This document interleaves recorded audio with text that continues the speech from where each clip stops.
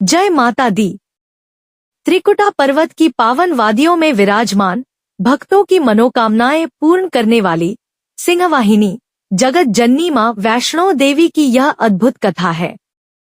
जो भी श्रद्धा और विश्वास से इस कथा को सुनता या पढ़ता है, उसके जीवन में सुख, शांति और समृद्धि का संचार होता है। देवी का अवतार। प्राचीन काल में जब पृथ्वी पर अधर्म और अन्याय बढ़ने लगा, तब देवताओं ने मिलकर आदि शक्ति की आराधना की। मां महालक्ष्मी, मां महासरस्वती और मां महाकाली, इन तीनों शक्तियों का तेज एक रूप में प्रकट हुआ। उसी दिव्य तेज से एक कन्या का जन्म हुआ, वैष्णवी। यह कन्या कोई साधारण बालिका नहीं थी, बल्कि स्वयं मां शक्ति का अंश थी। बाल्यकाल से ही वैष्णवी में अद्भुत तेज, ज्ञान और करुणा थी। वह तपस्या करती, भजन गाती और लोगों की सहायता करती।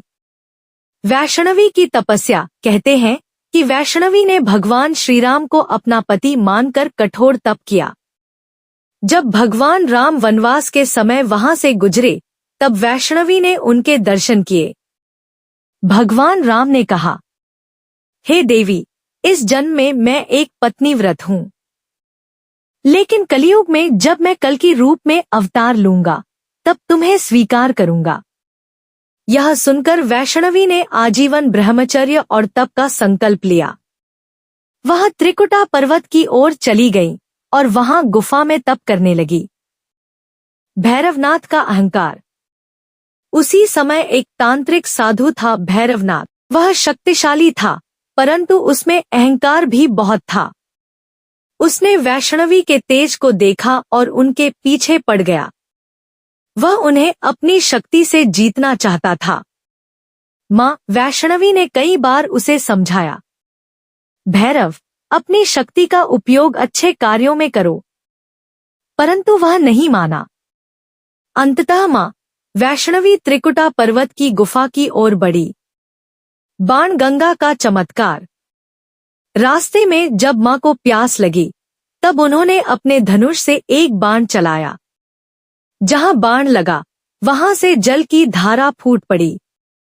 वही स्थान आज बाणगंगा के नाम से प्रसिद्ध है। भक्त आज भी वहां स्नान कर पवित्र होते हैं। चरण पादुका। आगे बढ़ते हुए मां ने पीछे मुड़कर देखा कि भैरव उनका पीछा कर रहा है। जिस स्थान पर उन्होंने पीछे मुड़कर देखा, वहां उनके चरणों के निशान रह गए। आज वह स्थान चरण पादुका के नाम से प्रसिद्ध है। अर्धकुमारी गुफा। मां वैष्णवी ने आगे जाकर एक संकरी गुफा में 9 महीने तक तपस्या की। यह स्थान अर्धकुमारी या गर्भजून गुफा कहलाता है। कहते हैं, जो भक्त इस गुफा से होकर निकलता है, उसके सभी कष्ट दूर हो जाते हैं। भैरवनाथ का अंत। जब भैरवनाथ ने गुफा में प्रवेश किया, तब मां वैष्णवी ने अपना दिव्य रूप धारण किया। वह मां दुर्गा के रूप में प्रकट हुई। युद्ध हुआ और अंत में मां ने भैरवनाथ का सिर धड़ से अलग कर दिया। भैरव का सिर पर्वत पर जा गिरा। मृत्यु के समय उसे अपनी गलती का एहसास हुआ। उसने मां से क्षमा मांगी। मां की करुणा। मां वैष्णो देवी करुणामयी है। उन्होंने भैरव को क्षमा कर दिया और कहा, तुम्हारा मंदिर भी मेरे मंदिर के साथ पूजित होगा। जो भक्त मेरे दर्शन के बाद तुम्हारे दर्शन करेगा, उसकी यात्रा पूर्ण मानी जाएगी। आज भी वैष्णो देवी की यात्रा भैरवनाथ के दर्शन के बिना अधूरी मानी जाती है। 3 पिंडियों का रहस्य। गुफा के अंदर मां 3 पिंडियों के रूप में विराजमान है। महाकाली, महालक्ष्मी, महासरस्वती। ये तीनों शक्तियां जीवन के 3 आधार हैं। शक्ति, धन और ज्ञान। माता का दरबार। त्रिकुटा पर्वत पर स्थित मां का दरबार आज भी चमत्कारों से भरा है।